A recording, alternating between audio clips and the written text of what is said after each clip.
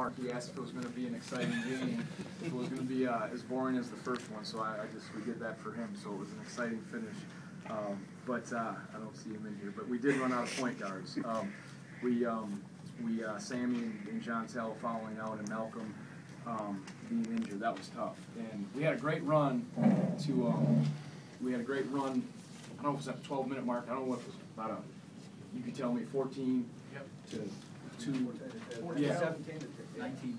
17-2. So, yeah, we got stops. In the first half, we weren't getting stops. When we scored, we'd exchange buckets, and they did a nice job. They had some action that we had to adjust to, which I thought we adjusted. Our guys adjusted well, too. But we started getting some stops. And then at the end, without the ball handling and some key turnovers and missed free throws, we were, as I said, leaking oil at the end.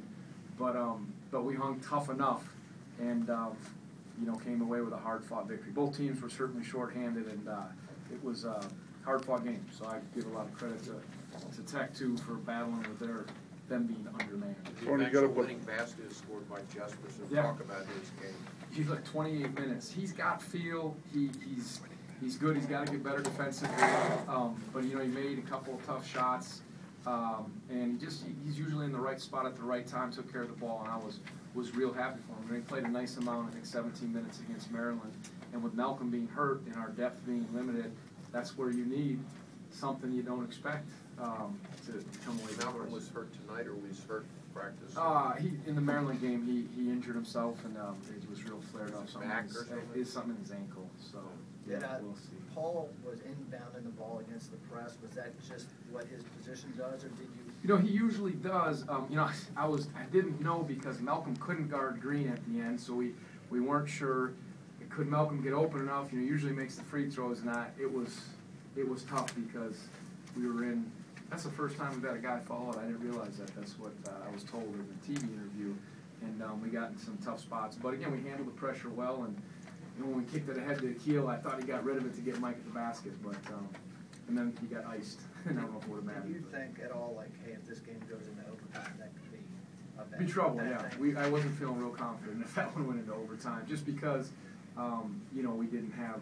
You got to have primary ball handlers on the floor, but we would have certainly battled through it. That's what for do you sure. think about Sammy's play in the second half? Good job with what he's gone through. Yeah, foul trouble the first half kept him out, and he was fresh, but he guarded well. That jump ball he got, was that against Hudson or was that against Brown? I can't remember. Brown. That was significant for us because they were really attacking us, and they were either drawing fouls or scoring, and Sammy was in position. But he guarded well, made some big shots, got the ball inside to Mike, and Mike had another good game. I wish we could have gotten a couple more touches to Mike down the stretch. We had some costly turnovers, but again, we snuck one out on the road, and those are two banged-up teams playing. Tony, their percentage. In between the foul trouble, John Tell had a pretty good second half. Yeah, Bub was good. John Tell, he certainly, again, was looking at his stat line, was solid. 4 turnovers is too many, but again, 3 guys in double figures.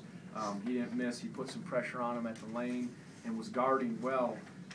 So again, to have that go well, and again, John Tell gave us a great spark, and he really was our engine because he got the guys fired up. You could see it, and he put the pressure on them defensively that I thought made a difference because the first half off defensively was okay, but we were better in the second half. Did you call bank on that three-pointer? Did you call bank on that three-pointer? Absolutely, yeah. So, well, he got the bank and then he gave it back up with a couple other plays, but we needed that cushion, and again, we were fortunate. Tony, their percentage dropped down big time in the second half. Did you play better defensively? Did they just go cold? We did. It's always both. It was kind of like when we played Maryland. I thought we played good defense in the first half. They hit some really tough shots. Now, in the second half, I thought we were there on the catch more than the first half, where they kind of pulled us in with a middle ball screen action where they dove, and then we try to help and they kick it to the corner. Dorian had 2 threes, and guys were making shots. Some of them were tough, but we said, get there on the catch in the second half. And I thought, when you're there on the catch, it just makes their rhythm a little bit, or makes it harder, and I thought that took place. So they did the job defensively in the second half. Looking at their shooting percentage in the second half, it was a lot different, obviously 7 to 20. They also came out real hot on the three-pointers to start. Did you kind of tell your guys that probably won't continue, or were you concerned? I didn't think we were closed.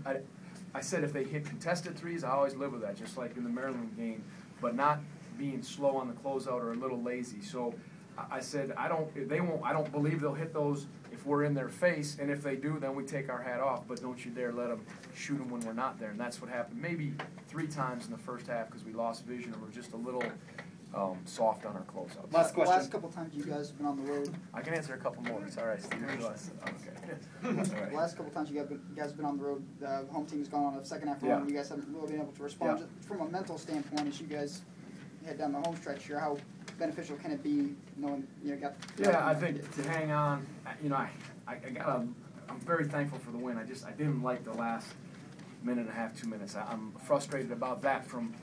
We got to finish it better, but to withstand that, and I'm sure they got tired, we got tired, but to withstand that and have that run, I think that, we'll take it. It certainly gives us confidence, but we have to play 40 minutes defensively. We can't play 25 or 20, whatever we did.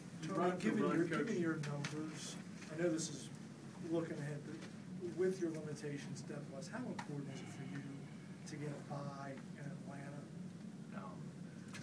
Just so you don't have to play 4 in 4 days. I haven't even thought about that. I mean, we want to be hopefully in a great spot, but we're just, as I said, we've got a saying.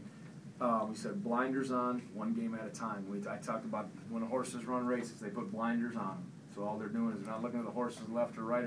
They got the blinders on. I said blinders on, 1 game at a time. And I know that's cliche, but I think that, sure, if that could be the case, that'd be great. Okay, so I hope we don't, because our depth isn't there. But I got guys who will fight, so that's positive. You think you have a horse that can win this? Run, and then in Maryland you went on a 16-0 run. Is there something about your team that allows you to go on run, or can anybody go on run? I mean, I think, when you got Mike, he's capable of manufacturing some buckets, and we're playing a little better offensively, so we had some things happen. But if your defense ramps up or amps up, if it gets to that level where you can get stops, that allows you to go on runs. Wasn't there in the first half the way it needed to be. You're not going on any runs with that effort defensively. Second half, when you can lock people down, there's just an effect that it has on the other team, and I think that gives us a chance to do that.